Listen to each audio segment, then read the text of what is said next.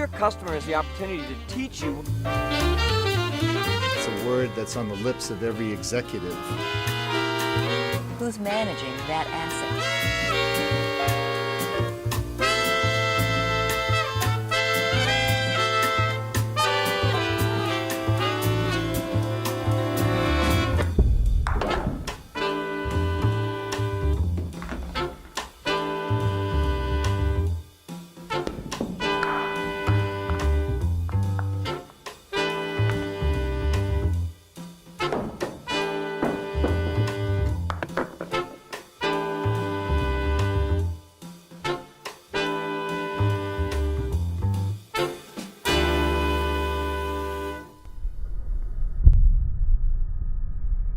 The heart of any strategy is the customer value proposition. The shareholder wants growth, the shareholder wants you to manage risk, but then the question is, well, how am I going to grow? How am I going to balance risk? And the answer to that always comes back to the customer. Who are my customers and why do they want to do business with me? We have to change our mood from a teaching mood more to a listening mood. We would like to establish true, stable relationship. I like to work with clients who believe in mutuality of interest.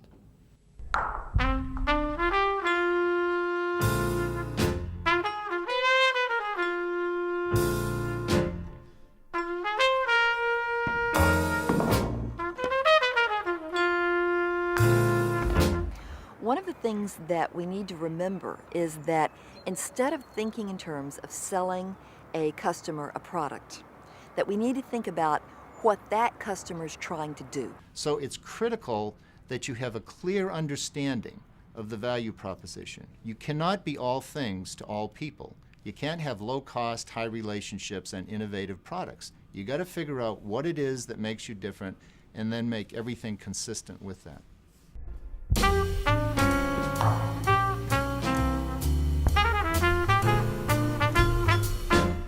One of the problems that we run into is that each product division in a company will typically think of a customer as their customer.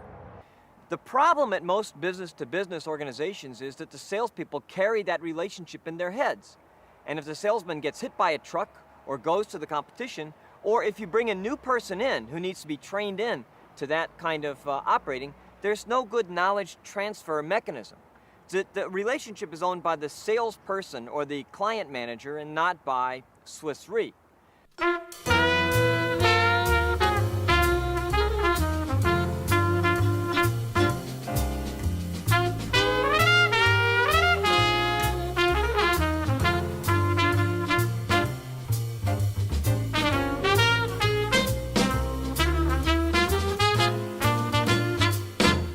For the core clients in the insurance industry, it's difficult for me to imagine different client philosophy. I think that you can only have one way to look at a client. There may be clients which are bigger or smaller, and thus which have more dialogue or more important problems than others, but the client philosophy, the type of position between the client and Swissre is something that I think should be unique and consistent.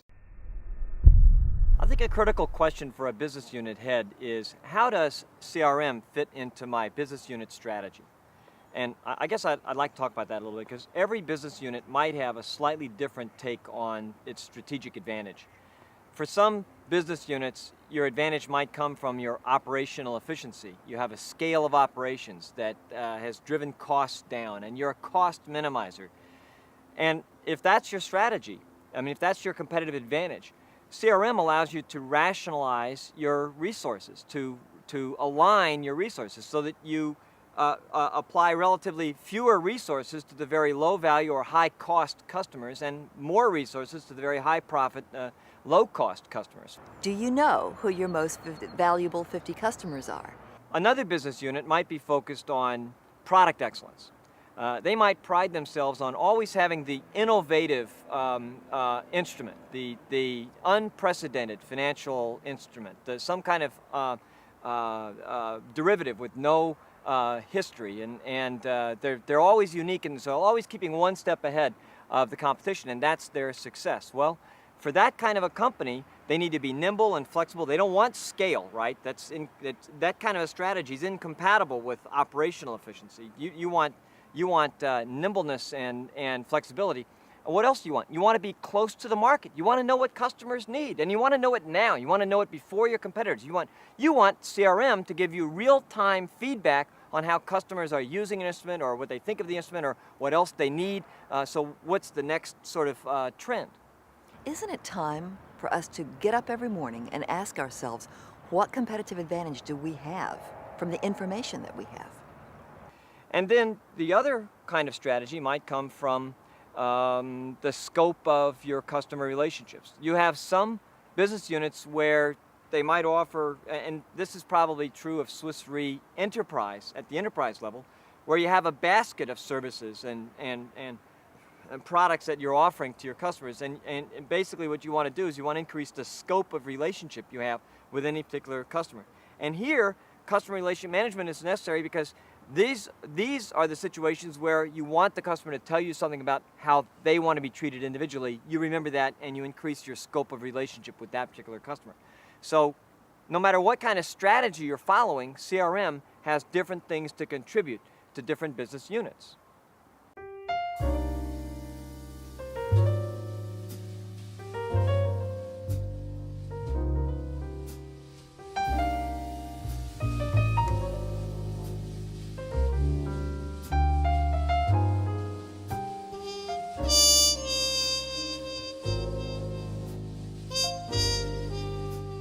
Think about what executing strategy means. It means that everybody in the organization has to change. It means new values, new training, new technology, new skills. Everything has to change. So how do you mobilize an organization to change everything simultaneously? Well, if you try to do it from the inside out, you have the old world getting in the way, the old power structures, the old silos, the old ways of doing things. But if you start from the customer in, you got a new judge and a new jury. It's the customer.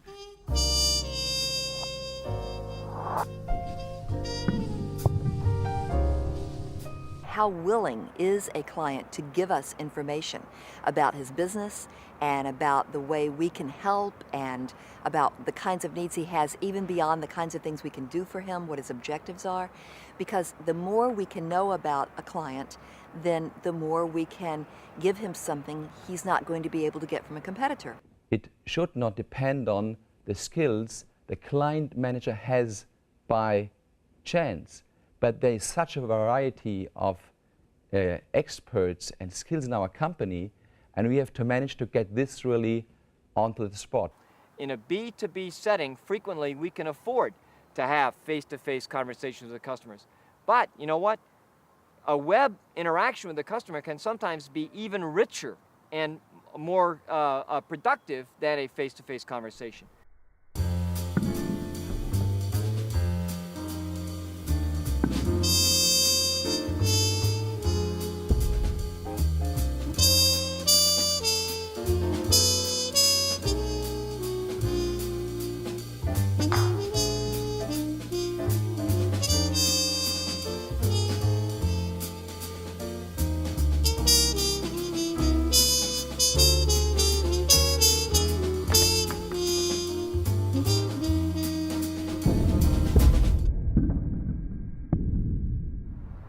One of the most important lessons that we can learn in our one-to-one B2B efforts is that we have to be willing to let go of the clients who are not worth as much as the other clients. A client is only a client if we have genuine, profitable business with that counterparty. If a client has been permanently a money-losing counterparty, why do we call it a client? Do we know for certain today who our most valuable customers are? For many companies, that's quite simply the customers where today we're getting our greatest revenue. But wouldn't it be more interesting if we could think in terms of where our most valuable customers are going to be tomorrow, who they're going to be? Wouldn't it be interesting if we had an idea of who they could be, if only we could get business away from some of the other competitors that they might be doing business with today?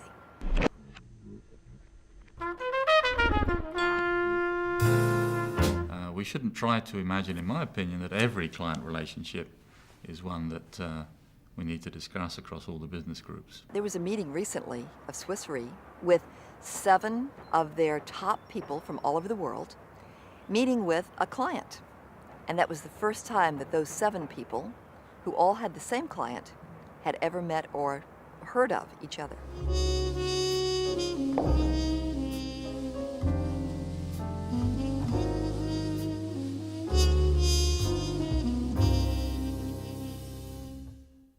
As client relationship management is one of the key elements, one of the strategic key elements in globalization of Swiss Re, and will help us in expanding ourselves in the client relationships, in approaching the clients, again, and maximizing intelligence of people and ability of us to offering to clients more and more integrated portfolio from the services that Swiss Re has. The more and more we're focusing on how to support the people with the right ingredients of information to supply this information at the right time with the right quality, with the right level of understanding to people who need this information in order to make the qualified decisions. The quality of a decision is entirely dependent upon the quality of the information that leads to the decision. And Swiss Re, in its long traditions of having remarkable information database for the risk, has to add, I perceive, a much better information level as far as its clients are concerned. Now, do they want global? Do they want multi-local? Do they want national? It varies from customer to customer, but I think global knowledge is an asset.